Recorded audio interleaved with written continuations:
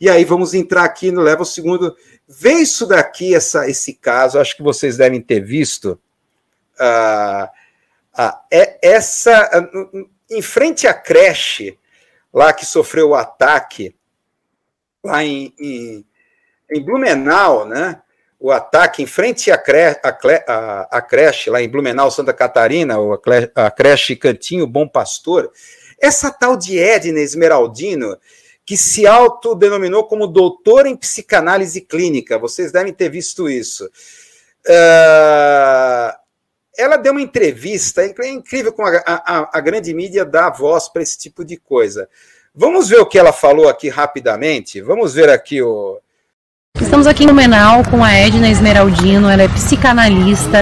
Quais são as principais características de um psicopata, Edna? Bom, eu vou te falar um pouquinho, Priscila, deste psicopata em especial. E nós fazemos essa análise pela foto, eu não preciso conversar com a pessoa, pelo formato do corpo, você consegue analisar e saber se essa pessoa tem tendência a ser um psicopata ou não. E o que me chamou a atenção na análise que eu fiz do criminoso, que o corpo dele não tem essa tendência. Existe um formato de rosto específico que a gente já percebe que a pessoa tem uma tendência a cometer crimes, enfim, tem toda uma forma de analisar. E a dele não tem. O formato de corpo dele, por incrível que pareça, Priscila, era para ser uma pessoa amorosa e carinhosa, das pessoas mais afáveis e amigáveis. No entanto, o ambiente transformou esse moço nesse monstro, que é o mínimo que a gente pode dizer, né? O que é isso?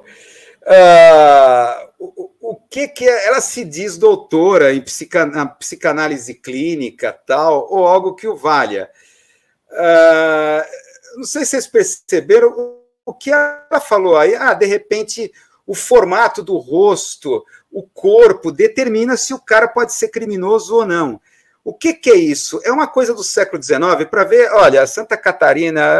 Olha, meu Deus do céu, sul do Brasil, é impressionante, né? Isso se chama frenologia, de que protuberâncias, a forma do crânio, determinam se o cara é criminoso ou não.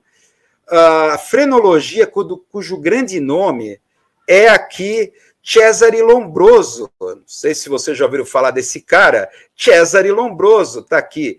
Esse médico forense italiano, Cesare Lombroso, que criou o que pode se chamar de antropologia criminal. Ele fez uma vasta pesquisa em penitenciárias, em prisões na Itália, onde, usando um método assim indutivo, positivista, assim altamente assim primitivo, né? Ele queria encontrar uma conexão entre o tipo de crime e a formação do rosto ou até do corpo, tá? Como falou aí essa sumidade, que ficou surpresa, mas ela não tem, mas o criminoso não tem o rosto ou o corpo, então alguma coisa ocorreu.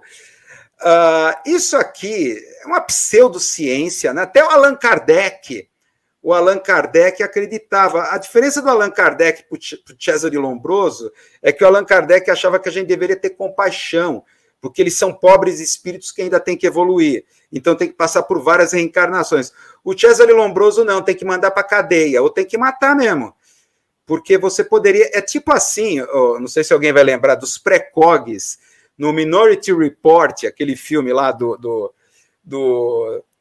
Tom Cruise, né? Minority Report, não sei se está baseado na obra do grande Philip K. Dick, dos precogs. Então, é o departamento pré-crime, não sei se vocês estão lembrados disso. Era isso que o Cesare Lombroso imaginava. Então, ele fez pesquisas assim. Claro que ele não era um precog, ele queria utilizar a ciência, né? A ciência positivista, com esse método indutivo assim, totalmente primitivo. Então, ele pesquisou assim, crânios de ex-presidiários. Então, qual era a questão?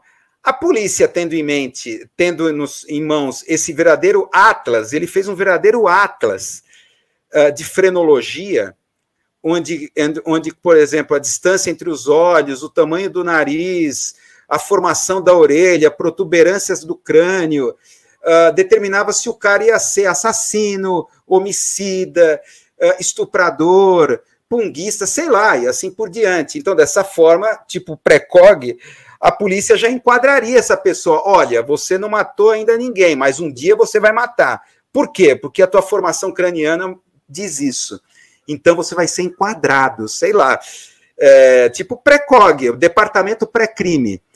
Isso foi desmistificado, isso aqui isso não é científico, isso aumenta o preconceito racial em relação a determinados tipos de pessoas, raças, etnias, que tem a ver com a formação craniana e tudo mais. E, de repente, por incrível que pareça, né, quem ele pegava eram os caras do sul da Itália. Né? Então, pelo preconceito do norte da Itália contra o sul da Itália, então era o principal objeto de pesquisa dele, eram os italianos lá do sul, ó, tá lá a formação craniana, isso é frenologia isso daí. Isso já foi desmistificado, isso não é ciência, tá? Isso tem a ver muito com a eugenia, tudo aquilo que estava ocorrendo ali no século XIX, a eugenia, frenologia, para dar conta do caos que eram as grandes metrópoles. O século XIX é o século das massas, das multidões. Tá? Então, como explicar a violência, o crime, a prostituição, as doenças mentais, doenças físicas, como era a sífilis, tuberculose, e a histeria, que eram os grandes males do século XIX, que era decorrente da sociedade das grandes multidões. Qual a explicação disso? Eugenia, antropologia criminal, frenologia, tudo assim da forma. E o pior que, apesar de isso ter sido considerado que isso é pseudocientífico, claro, numa época que se fala que a Terra é plana, por exemplo, volta. Isso se aprende, frenologia, antropologia criminal, em academias de polícia. Em certas faculdades de direito passa por isso, medicina forense, certos lugares passa por isso. Vem isso daí. Isso é visto como matéria curricular, é bizarro isso, é bizarro. Então é para ver como a quantas anda o que acontece, e a mídia dá espaço para esse tipo de gente. Tá aí, ela falou, deu uma entrevista, estava lá em frente, claro, é uma parecida, né? Ela queria aparecer, queria porque queria, né? Estava lá em frente a creche pronta para dar a sua explicação frenológica, né? De tudo que ocorreu. É inacreditável, inacreditável.